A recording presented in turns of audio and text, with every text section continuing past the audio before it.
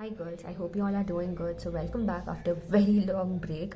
Okay, so I hope you all have revised your previous chapters and also you've looked into this particular chapter's theory which we've done in the earlier video. Okay, so trust me, this particular chapter, which is unit 4, is a very easy chapter if you understand how to do your ratios very well.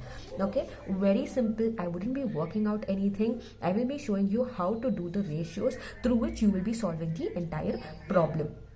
Okay, so let's begin with your first illustration. The first illustration is the modern company is divided into 4 departments. Okay, it is divided into 4 departments, that is P1, P2, P3 and S1. Okay, these are production departments and S1 is a service department.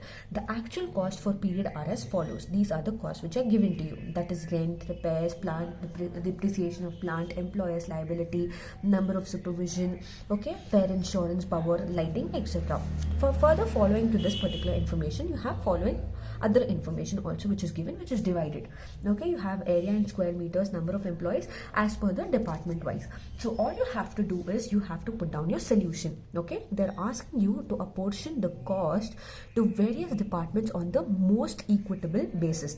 Equal, everything has to be on equal basis. Okay, now keep something like this in your mind, that every department has to be given equal importance and how you're apportioning your cost to every department. Like for production department, how much amount you're how much capital you're investing and what is the return, and for service department what is the return and what is the amount you're investing. See, for the rent, repair or anything as such, keep it in this way and learn to solve your problems. Now in order to do your ratios, you can use a common table also. I hope you are very well versed with how you have to do your ratios because we are doing this since from our 10th class.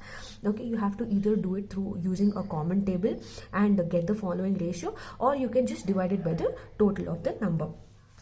Okay, so looking into the solution, you have your particulars. Okay, the column that is particular, then you have your basis. What is the basis? Basis is this. Okay, now rent, for what are you given rent? For the area square meters. Okay, repair, based on this you will have to learn this particular classification. You will have to by heart as to under which particular thing is what is the information that you will be giving. The repair, for what are you going to repair? Are you going to repair for value of stock, HP of plant? No, that is for value of plant. Okay, so you have to classify just like how you did it in the cost sheet. Now looking into consideration, let's begin with solving your solution. As you can see, this is the format, that is particulars, basis, this is the total. What is the total? This will be the total. This is your total column. Okay, then you have your production 1, production 2, that is P1, P2, P3, and you have your service department. Now for the first one, after you've classified, after you've taken down this particular column, you have classified on what basis you are going to analyze all of these. Then you will take down the total. Now on basis of this particular thing, you have to find out your ratios. Okay, so you will take a particular common table. You can either take table of 5, you can either take table of 2, you can either take table of 3. Okay, I'll show you how to do the first particular ratio. Okay, see, the ratio here is in the form of 1500, 1100, 900 and 500. So what will be the common table we will take? We have 15, which is divisible by 5. All of these are divisible by 5, or either it is divisible by 3. Okay, we can either go with 3 table, that is 3 threes are 9, or it can easily be divisible by 5 also. So what we can do is we can go with 5 table, 5 threes are 15, and then take the 2 zeros as common. 5 twos are 10, then take the 2 zeros. Okay, then you have 5 ones are, then take the carrying amount here. Then you can either 5 ones are and take the common table. Okay, then you have 5 eights are 40, 180. Then this will be further divisible. Okay, this particular will be further divisible. What you can do is you can use the table for safer side. You can use 2 table. Okay, so you can do 2 ones are, then you'll have 1 carry over, 2 fives are, 150 again, 2 everything is divisible, then 2 nines are, then 2 fives are. Okay, then you have the following amount again divisible. So what you can do is again use a particular table to divide all of these. What we'll do is we'll go with 5 tables. So 5 threes are 15, that is 30, 5 twos are 10, 20, 5 ones are 5, remaining you have 40, 5 eights are, then you have 5 tens are. Okay, then again it is further divisible. So what you can do is you can go with the 2 table, 2 ones are, 2 fives are. Okay, 10, 9 and 5. Then again it is further divisible. If you notice, you can go in with either you cannot go in for further division, because if you see there is odd, even, odd and odd, even, odd, odd. Okay, you have all these numbers which are not divisible by any particular table. So your ratio will be 15 is to 10 is to 9 is to 5. Now let's look if the ratio what we've got is correct. See, we've got the correct ratio, but here we've got 15 is to 11 is to 9 is to 5. This will not make a difference. What total you will get will always be the same. Okay, it will all depend on the kind of tables you are using in order to solve the particular problem. So all you have to do is you have to solve the particular ratios on this basis. Okay, divide the entire table.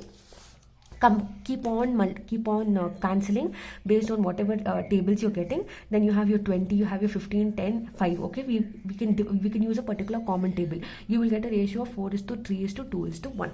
Okay, similarly you will do the ratios for all of these. Then you will write down the total. Now how you have to do this particular problem, how you have to bring in this particular amount is, you have your total, that is 1000, right? So take the total of this, that is 15 plus 11 plus 9 plus 5. So what will be the total? 15 plus 11 plus 9 plus 5. You will get 40. Okay, now you have your total as 1000. Okay, so 1000 divided by 40 into what is your first thing, that is for P1, it is 15. So 1000 divided by 40 into 15. That is 375. You got your first amount. Similarly for your second amount also, that is 1000 divided by 40 into 11. Okay, 275. See, similarly you will be doing for the rest of the things. Similarly for the entire problem, and you are done with the problem. But what you have to keep in mind is the only thing that you should be good at your tables and how carefully you're going to cancel out everything using a particular common table. So this is your first problem, and we're done with the first problem already. So once you're done with everything, and once your class divided the entire cost of the total effectively, all you have to do is just take a total of this entire column. That's it, and you're done. You're good to go. Okay, similarly you have your illustration 2 as well.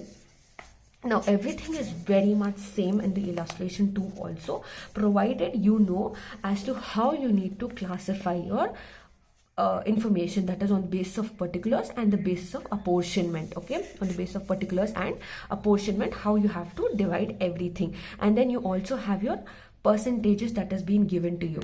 So these percentages are nothing but you have your various departments. Okay, you have your service department X and service department Y. On the basis of apportionment, you will have to find out the following information, divide it on the basis of apportionment, and you have to find out the total. This will be your particular total. On the basis of this, you will have to give the following amounts, and then in the last you will have to add it as per the total column, that is total overhead as per primary distribution. Okay, it is very simple, very easy, nothing like working out. You can just do it in 5 minutes. It's less than 5 minutes actually if you're very good at your tables. Okay, here also all you can do is just write the total as it is given here earlier, total overhead as per the primary distribution. So that was about your illustration 2. Now you have your illustration 3. Illustration 3 is also very similar to illustration 2, but the only difference here is you have something like the apportionment to cost of various department in most equitable way and service department in the last. Okay, they have given you in the form of ratios, while as you are following you have been finding out the ratios till now. But in this problem also you will be finding out the ratios for all of these, but only for the last part you will not be finding out the ratios, but this will act like your balancing figure. Now if you see the statement, you have the various data which is given to you, and you have your basis of apportionment, based on which you will find out your it is the ratio. You will find your ratio. Okay, now once you find out your ratio and once you've distributed and apportioned your cost, lastly you will, when you move on to the total column, okay, now under your total you will find out the entire total. Okay, you will write down overhead as per primary distribution. You will find out the total of everything. You're done with the solution. But here there is some extra information which is given to you, that is 2:2:1. So all you have to do is write down the heading, which is distributed service department D cost in the ratio 2:2:1, and write down in the form of balancing figure, that is 4205 divided by 5 into 2. You will get this particular amount. Okay, similarly for everything, and just take the total of everything. Okay, it is just like a balancing figure. I hope you all know by now how to do a balancing figure. Okay, similarly you have your other problems. I would want you to work out illustration 4, okay, because I want to see if you're able to understand the particular problem. Any doubts, you can get back. Okay, I have given you a homework problem of illustration 4, 5, 6 and 7. Okay, 6 and 7 as of now, because the next problem from illustration 8, you have your algebraic solution problems. Okay, but here the only difference here is under your illustration 5.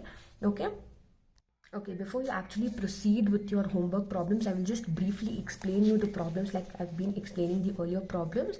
Okay, I will brief you out with the problems.